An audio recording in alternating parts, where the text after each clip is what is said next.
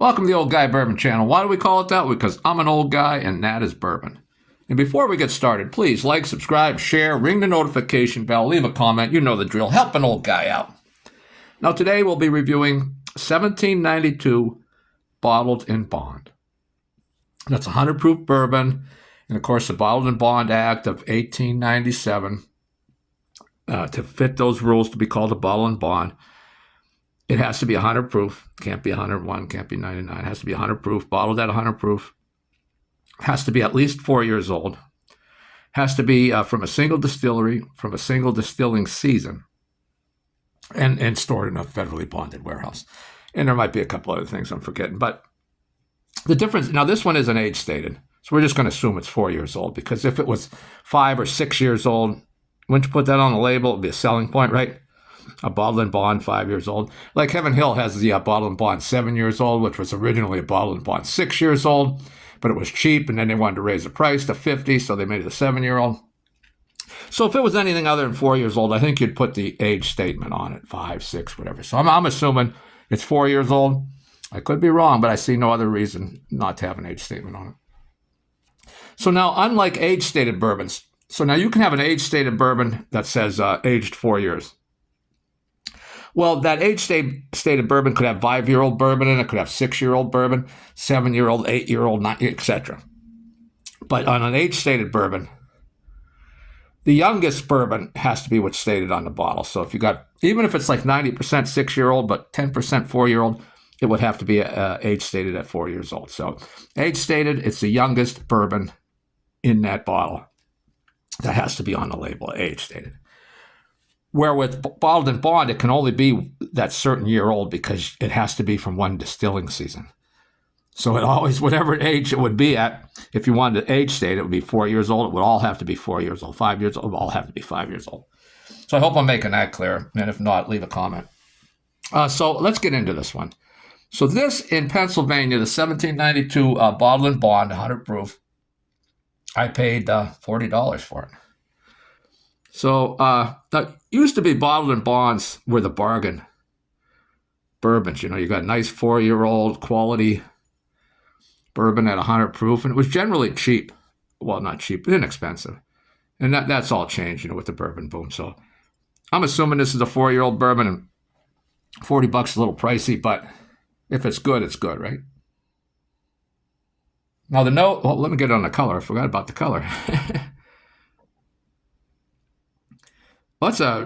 Is there such a thing as a reddish copper? Yeah, I think there is, right? Pennies were copper and they would get that red color. So yeah, I'm going to go with reddish copper.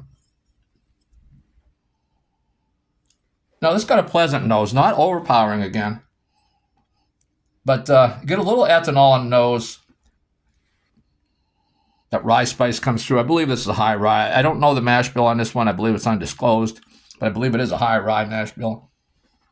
So you're getting that rye spice, you're getting some caramel,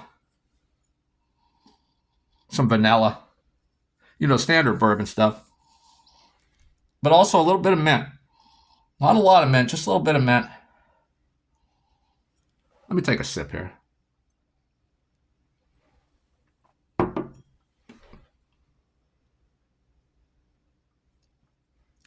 Now, the first sip of the day, of course, that ethanol is going to come through a little strong because you're not acclimated to it. At least I'm not.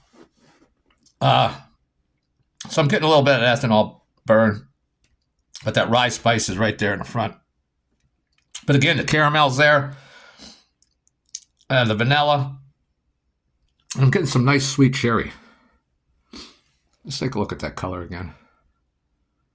It's a nice color, a very nice color. Nice. I don't know if the legs are coming through on her, decent legs on this thing. Let's get back in on the nose. Again, like I said, the rye spice, the caramel, the mint, vanilla. There's some sweet cherry coming through. And a very, very light oak.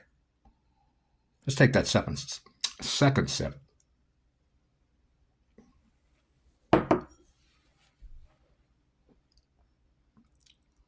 Now, that second sip, I'm still getting some ethanol there. Not overpowering ethanol, but probably a little more ethanol than I'd like. We will do a third sip. This is a fresh bottle, freshly cracked bottle. And a lot of times you leave that just like it is, right where it is. Leave that for a week or two before you have it again, and all that will settle down as the bourbon opens up. Gets a little oxygen to it, a little air to it, But I do fresh cracked bottles, mostly because my memory is so bad. If I open bottles and start drinking from them, then I don't know if I did a review. I got to go back and look. This way I know all my unopened bottles, other than my backups, but, I have to do a review on yet. So generally, every bourbon you have, if you leave it like that for at least a day, say a day minimum, it'll be better. It'll open up a little bit. Now I forgot where I'm at. So on that pellet, again, that rye spice came through, the caramel, the cherry, a nice sweet cherry, and the vanilla. There's some other flavors. I got a little off track. Let me do a third and final nosing and sip and try and concentrate here a little bit.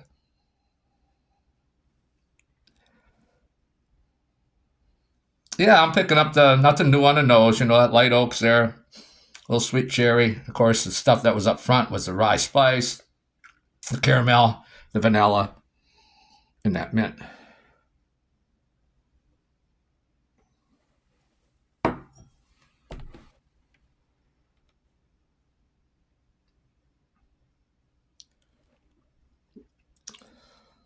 On that third and final sip for the review, the ethanol has calmed down, but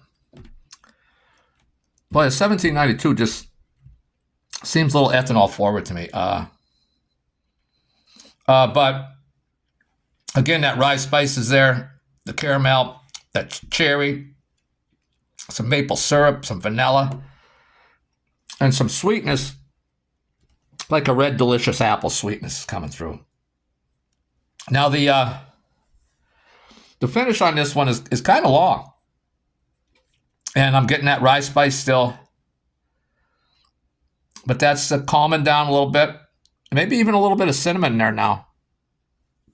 It's calming down to a nice toasted oak, some black tea, and some sun-made raisin there. A little bit of raisin sweetness, that sun-made raisin, the dried raisin. Well, they're all dried raisins, dried grapes, right? It's sweet, finishing sweet, and finishing long. So it's got a nice long finish, a good nose, a good pellet, and it's $40. Is it worth $40? There's other bourbons I would buy for. I used to love 1792. I think as my palate changes, I love all the flavors in there. The aromas are good. The finish is beautiful. Finish is nice and long. And I like high alcohol bourbons. I do, because you get a lot of flavor out of them. But so far, the two 1792s I reviewed is the regular entry 1792 was a small batch, and this bonded. I got two more to review yet, the single barrel and the 125 proof. Both of these, the ethanol is a little forward to me. That would be the knock I have on it. Otherwise, it's a great bourbon. I don't think I'd buy it again. Now, these only come out in the fall, and they're hard to get. They're actually kind of hard to get. But so far, the ethanol, it's just forward to me. Again, so I don't think I'd buy this one again. And again, I used to, years ago, I wasn't at the bonded. It was the foolproof that I drank. I was getting a lot of bottles. I went through quite a few bottles of that. So maybe when I get to the foolproof, because that one at 125 proof, you're expecting that ethanol to be more forward. So, hey, if you like this one, leave a comment. If you don't think it's ethanol forward, that alcohol forward, leave a comment. Tell me where I'm wrong. So would I recommend this one? I wouldn't. Not at $40. It would be great at $30, I think. At $40, you can get better bourbons, maybe, or even like Four Roses single barrel, which is also 100 proof. It's not a ball and bond. It's Four Roses single barrels. 100 proof, but I think they're like 6 to 9 years old or 7 to 9 years old aged. A much more refined pellet and nose and finish is great. And but without all that ethanol forwardness, it's probably like $6 more. I would go with that. I think the new Riff is like $40, and I would pick that one over this. So if you prefer this one, let me know. I'm not saying it's horrible. It's just that it just seems ethanol forward to me. Well, I'm rambling on. This video's going longer than I wanted it to. So that's all I have for today, and we'll see you next time.